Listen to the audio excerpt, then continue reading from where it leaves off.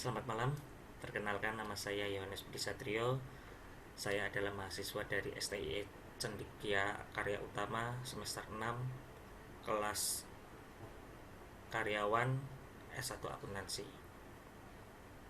Pada kesempatan kali ini saya akan mencoba meresum mengenai pelatihan yang saya terima tentang Logistic Administration Officer, di mana pelatihan ini diadakan setiap hari Sabtu mulai dari tanggal 4 Juli tahun 2020 sampai dengan pertengahan Agustus nanti.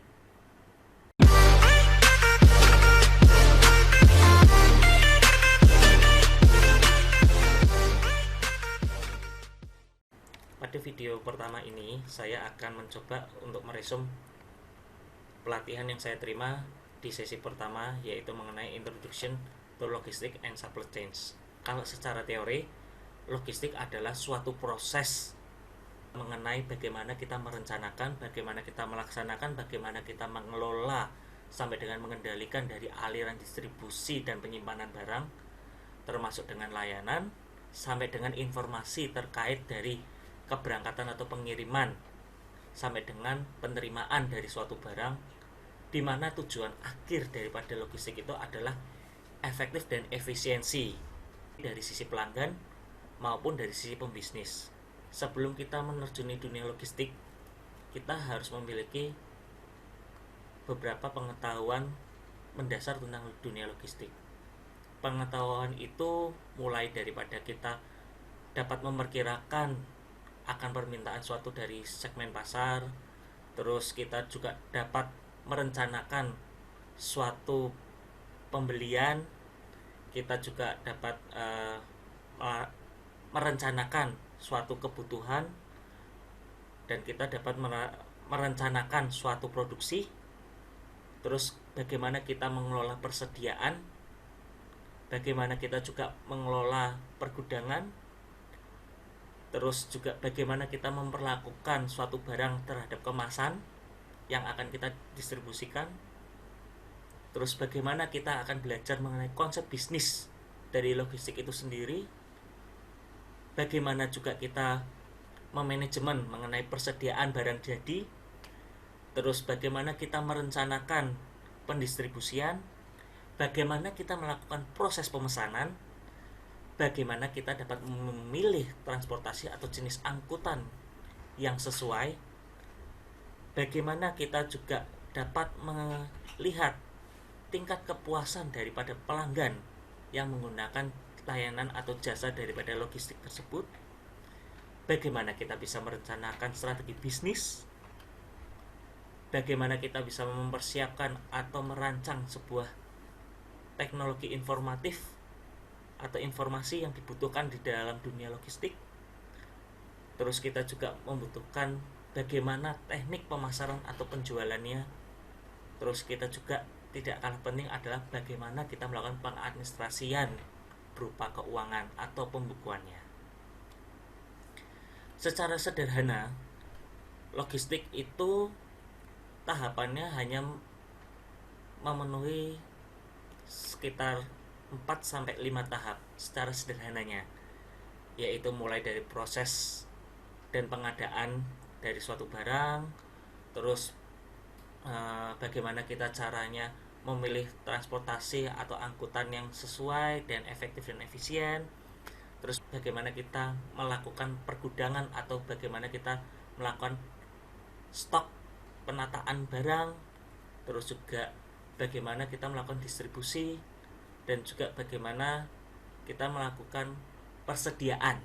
Persediaan ini yang dimaksud adalah perhitungan kapan kita waktunya menambah stok itu, kapan waktunya kita mengeluarkan stok tersebut.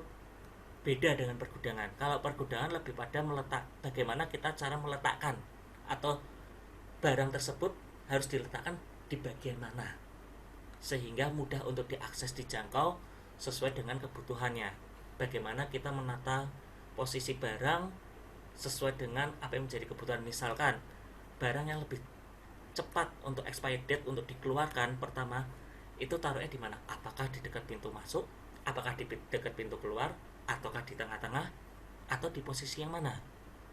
Nah, Secara sederhana, logistik dan manajemen daripada logistik ya akan mempelajari seperti itu secara sederhananya.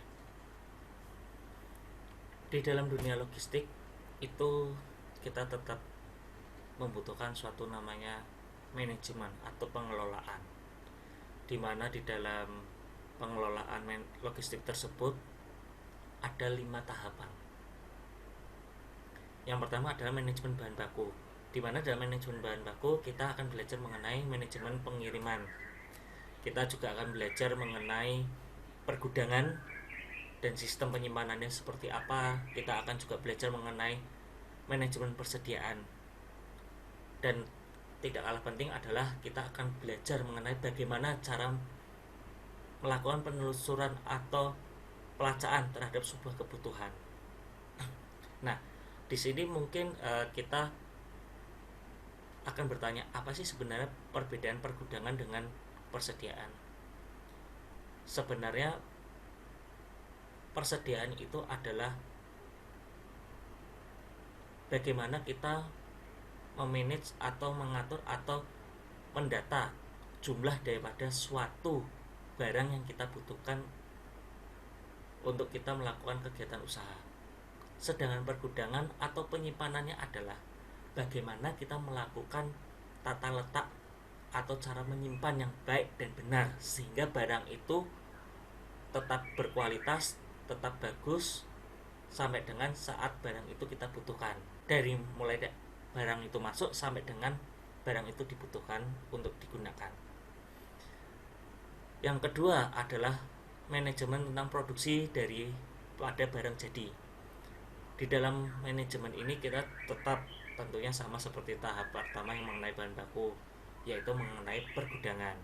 Bagaimana cara menyimpannya, kita harus membedakan perlakuan antara penyimpanan bahan baku maupun barang jadi ataupun barang-barang lainnya, barang setengah jadi. Di dalam produksi dan barang jadi, kita juga akan belajar manajemen persediaan juga. Sama seperti halnya kita belajar persediaan di bahan baku. Terus kita juga akan belajar bagaimana mempersiapkan untuk produk uji coba. Selanjutnya di dalam manajemen logistik kita juga akan belajar mengenai nilai tambah dari suatu pelayanan atau yang kita kenal dengan value added service. Di dalam situ kita juga akan belajar bagaimana kita melakukan pengawasan atau kontrol terhadap kualitas barang tersebut. Bagaimana kita melakukan pelabelan dan atau pengemasan atau pengepakan. Di dalam manajemen nilai tambah dari suatu pelayanan, kita juga akan belajar mengenai bagaimana sih kita memilih kemasan-kemasan yang sesuai dengan jenis dan atau karakter dari suatu sifat barang tersebut. Di dalam manajemen proses pemesanan ini kita juga akan belajar mengenai tanda terima dan penerimaan atas pesanan atau permintaan pelanggan. Kita juga akan belajar mengenai pengawasan atau kontrol atas suatu persediaan. Kita juga akan belajar untuk pengelolaan dengan menggunakan manajemen sistem yang saat ini dikenal dengan namanya ERP. Tahapan manajemen selanjutnya adalah manajemen distribusi. Di dalam tahapan ini kita akan belajar mengenai manajemen transportasi. Terus juga kita akan belajar jenis-jenis daripada transportasi. Terus kita juga akan belajar mengenai pengawasan atau kontrol atas transportasi ini sehingga kita bisa melakukan suatu aktivitas yang namanya ekspor dan impor. Terus tidak kalah pentingnya adalah sistem pelacaan atau penelusuran terhadap distribusi ini. Logistik itu sebenarnya merupakan bagian daripada supply chain, di mana logistik ini menangani mulai dari arus barang, arus informasi, dan arus uang melalui proses procurement, warehousing, transportation, distribution, and delivery services sesuai dengan jenis, kualitas, jumlah, waktu, dan tempat yang dikehendaki oleh konsumen secara aman, efektif, dan efisien. Mulai dari point of original atau keberangkatan atau pengiriman sampai dengan point of destination atau kedatangan atau penerimaan. Dalam kita mengelola suatu usaha, pasti kita juga akan menemukan hambatan atau tantangan-tantangan atau rintangan dalam mengelola suatu usaha tersebut. Tidak terlepas juga di dalam dunia logistik. Di dalam dunia logistik, tantangannya itu yang pertama, tantangannya adalah jaringan komunikasi dan transportasi yang murah dan andal, di mana dahulu jaringan komunikasi dan transportasi ini terpusat pada suatu area tertentu atau nasional. Namun saat ini jaringan komunikasi dan transportasi itu pusatnya adalah di suatu standarisasi.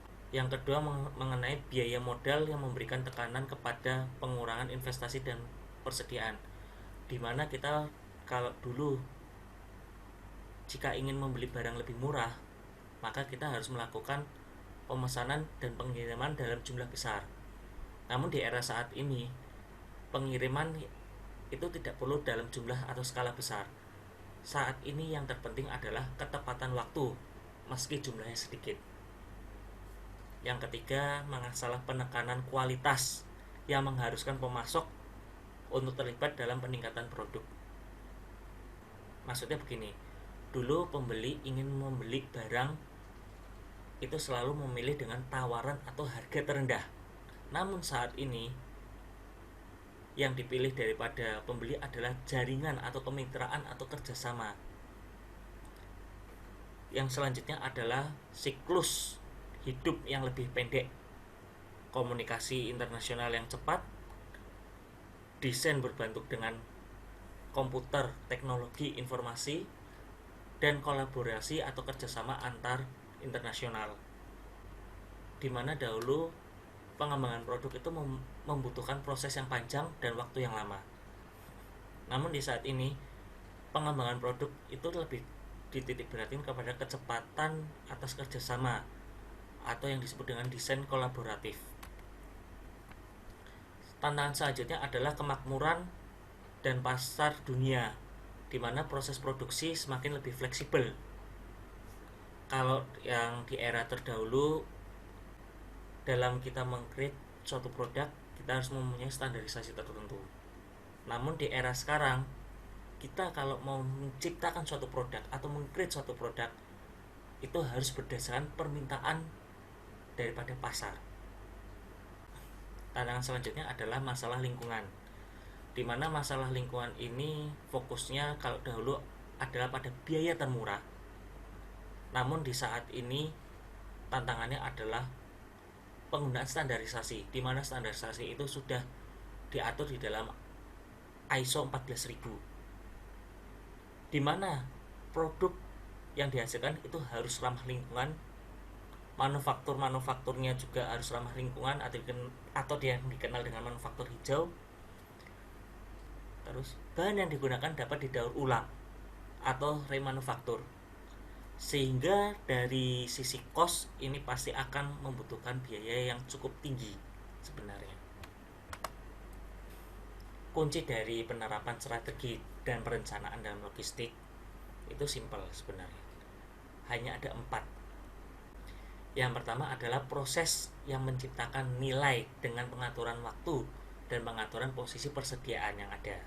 Yang kedua mengenai biaya, di mana biaya itu harus kita sesuaikan antara biaya yang dikeluarkan dengan barang yang diterima sesuai dengan yang diinginkan oleh pelanggan. Yang ketiga adalah kenyamanan. Yang dimaksud dengan kenyamanan itu apa sih sebenarnya? Adalah upaya bagaimana kita menarik pelanggan agar mereka melakukan pembelian di tempat kita. Yang keempat, terakhir adalah keyakinan. Bagaimana kita dapat memberikan kepercayaan atau keyakinan kepada pelanggan dalam layanan dukungan termasuk yang dijanjikan. Misalkan layanan purna jual dari suatu jasa. Misalkan juga lagi adalah pelayanan kemudahan-kemudahan dalam bertransaksi, dan juga kalau kita mempunyai garansi seperti apa yang kita berikan kepada mereka.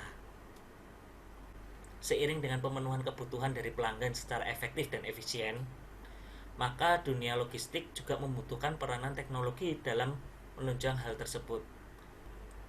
Namun demikian, di sisi lain teknologi juga memunculkan kompetisi yang efektif atas informasi yang diberikan, serta merubah suatu pola budaya atau kehidupan dari yang tradisional menjadi digital, baik mulai dari proses pemesanan, pengaturan atau manajemen dari suatu persediaan sampai dengan pembayaran transaksi. Demikian resume dari sesi pertama mengenai Introduction to Logistics and Supply Chain Management. Semoga video ini dapat bermanfaat bagi teman-teman untuk menambah pengetahuan dasar mengenai logistik. Sampai jumpa pada video saya selanjutnya, and see you next time.